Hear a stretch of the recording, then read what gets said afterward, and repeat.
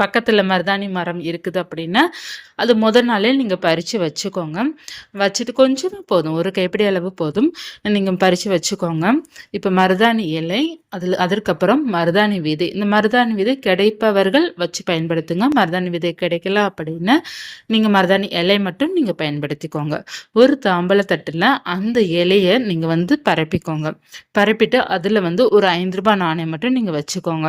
வச்சுட்டு அதற்கு நடுவில் பார்த்தீங்கன்னா ஒரே ஒரு அகல் விளக்கு அல்லது 5 அகல் விளக்கு நீங்கள் சுற்றி வச்சுக்கலாம். நீங்கள் ரொம்பலாம் மருதாணியில் வைக்க வேண்டாம், கொஞ்சம் மட்டும் வச்சா போதும். வைத்துட்டு 5 அகல் விளக்கு நடுவில் வட்டமாக சுற்றி வச்சுக்கோங்க. இல்லைன்னா ஒரே ஒரு அகல் விளக்கு ஏற்றினீங்கன்னா ஏற்றிக்கோங்க. அதில் நெய் விட்டு, நல்லெண்ணெய் அல்லது நெய் நீங்கள் விட்டுக்கலாம். விட்டுட்டு நீங்கள் பஞ்சு திரி போட்டு தீபம் ஏற்றலாம், அல்லது தாமரை தட்டு திரி போட்டு நீங்கள் தீபம் ஏற்றலாம்.